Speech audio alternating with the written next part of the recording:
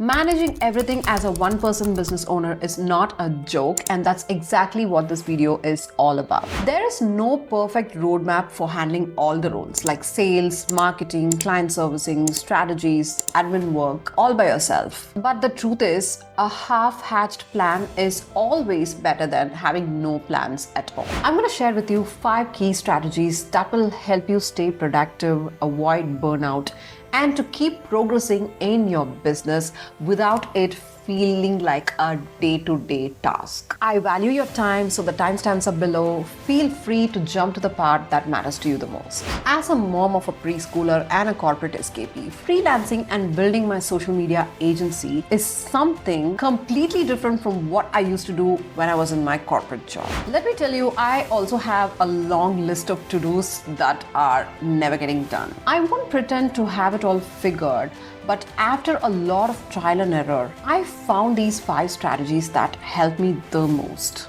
in terms of managing my time, setting realistic goals, and to build my business without feeling like I'm drowning in endless responsibilities. When you start, the biggest mistake I see many entrepreneurs, including myself too, is that we tend to do too much too soon. Since there is no reference to how much is too much, I advise you to pick a skill or to focus on a niche. For example, instead of offering all digital marketing services, start with Instagram growth strategy for small brands. Instead of launching a full-scale course, start with one small printable planner that can solve a specific problem for a particular user. If you know what you're good at, great.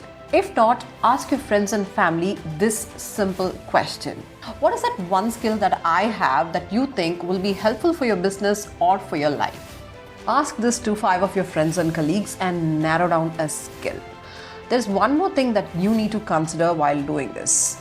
Is this skill something that you genuinely enjoy doing? Once you narrow down on one or more overlapping skills, go to the internet and check if this has a demand. Are there people paying you for this particular product or service? Can you solve a problem that people struggle with? If your answer to both the questions are yes, then you can go to the market and validate your offer. Instead of spending months perfecting your offer, you can quickly offer your product or service to 3 to 5 people in your immediate circle in exchange for a testimonial. With the work samples and testimonials, you are good to start. Keep your pricing very simple, just offer 1 or 2 pricing options. You can perfect your offer on the go. Time blocking and prioritization. As a one-person business owner, especially as a mompreneur, time is my most valuable asset, and I cannot simply afford to waste time doing unimportant tasks or get stuck with busy work that does not do any good to earning income. The ultimate and the only thing that helps me is the time blocking technique and ruthless prioritization. The whole point of blocking time is to actually be productive and to get things done without burnout consistently. You can do this in 4 steps. Number 1. Switching between tasks is draining while juggling kids, managing the house, and while working. So identify your peak productivity window where you can focus the most without any distraction. Anything over an hour should be good. For me, it is early mornings, late nights, anywhere in between where my daughter is at school. You can do this by tracking your energy levels for about a week to see where you are most productive and where you are constantly interrupted, so that you can build your working hours around your productive hours. Number 2 is to block time. Time blocking is when you assign specific time slots for different tasks instead of trying to do everything at once. Google Calendar is a lifesaver for me. My calendar looks like this. I work like 3 full-time clients and my days are blocked like this. Also make sure to space out flexible hours because you will not know when your clients will come in with a hot requirement that you need to get it done. Try as much as possible to stick to the tasks and avoid switching to your emails or your notifications because all these overstimulations can lead to burnout. And when you do time block tasks, you need to also know that not all tasks are equal. Some will directly impact your revenue while some are just busy work. You can use the 3-task rule. Every day, write only 3 tasks that will improve your business forward. Before you complete this, ensure no distractions. They come in the form of refreshing emails, perfecting designs rather than progressing, and doom scrolling in the name of finding inspirations. Number 3 is to group similar tasks together so your brain stays in flow mode. For example, plan content topics and researching together, writing captions and copies together, editing and scheduling together. Trello, Google Calendar, and Notion are some of the tools that I rely upon for my productivity. Automate and outsource early. If you're spending time doing the repeat tasks, then you will have little to no time to actually grow your business. That's why automations and outsourcing, even in a small way, can make a huge difference. Example of a repeat task can be responding to your DMs and comments, where you're typing the same thing again and again. You can automate this by using tools like ManyChat, or you can simply create a preset where you can copy and paste the response. Similarly, you can explore tools for payments and scheduling. When it comes to outsourcing at the early stage, you might think it is a bit expensive, but trust me, you can always start small. When I started freelancing, I spent a huge amount of time editing videos. That's where I realized that I need to outsource this bit to save time. Once I did that, I was shocked to find out that I saved 70% of my working hours. I would spend hours and hours of time editing videos and perfecting it, while I should have used that time to prospect and find new clients for my business. Once you figure this out, set up a simple system to manage your workflow. To do this, you have to think about the weekly and daily tasks that slows you down. If they can be automated or delegated, lovely. Else, arrange or group them in the order of priority. This can be as simple as using your Google Calendar or Google Sheets. These are what I can think of when it comes to work.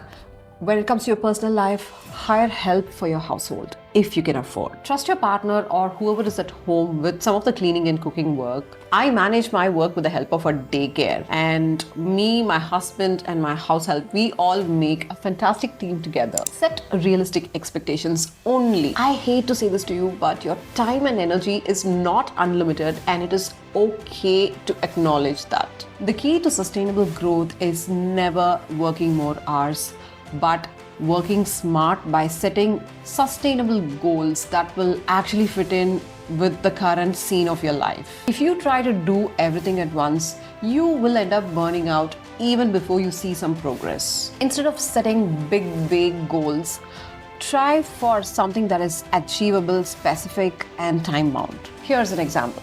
I want to make 5K next month even though I just started. I will land 2 new clients this month by sending 20 DMs and posting 3 valuable posts per week. Now, which one looks realistic? The second one, right? Now, before you set any goals, be honest with yourself. Number 1, how many hours can you realistically work in a day? Here's an example. 2 hours while your child naps, 4 hours with childcare help. Number 2, what resources do you have? Do you have capital to outsource? Are you bootstrapping? Are you DIYing everything? Number 3 is to understand your energy level. Some people work better early morning and some people work better late hours. Once you narrow all these, write down your weekly work routine and plan your top 3 tasks around them. My work routine looks something like this. Monday, write Instagram captions for 1 hour, schedule content 30 minutes, respond to DMs 30 minutes. Tuesday, work on client projects for 2 hours, and so on. One of the biggest mistakes I see people make is saying yes to every opportunity, every client, every idea, and every project that comes their way. Your business is supposed to fit your life, not the other way around. If something doesn't align with your energy, schedule, or priorities, learn to say no without feeling any guilt. Establishing a reliable support system. By having someone to rely on, it will help you navigate challenges, stay accountable, and move forward with less chances of you burning out. So how can you intentionally create a support system that actually helps you? Personal support can be people who can help you with your childcare, someone who can listen to all your rant, help you with the household. On the professional side, it can be mentors, your business buddy, accountability groups, or entrepreneurship groups that can help you with ideas, brainstorming sessions, or even a cohort working space. If you don't have these people, you have to find them first. You have Facebook groups, Instagram, LinkedIn, local networking events, or even co-working spaces. Join at least one business-focused community, actively introduce yourself and engage with them. Support is not just external, sometimes it also comes from how you take care of yourself. Burnout is not a badge of honor, and as a mompreneur, as a single person running a business, your mental and physical health goes hand in hand, and that is important and it impacts your business. Some of the simplest way to maintain your energy and focus is by setting work boundaries. Stop working at a certain time daily. Take CEO days once a month to strategize, plan, and to reset. Move your body. Even if it is a 10 minutes walk, it can definitely help you. Celebrate every small wins. Each step towards progress is worth recognizing. And with that, we've come to the end of this video. I hope this was helpful to you. Hi, I'm Reva. I make videos about entrepreneurship, social media, and freelancing. If these topics interest you, do consider subscribing to my channel, and I will see you in my next video.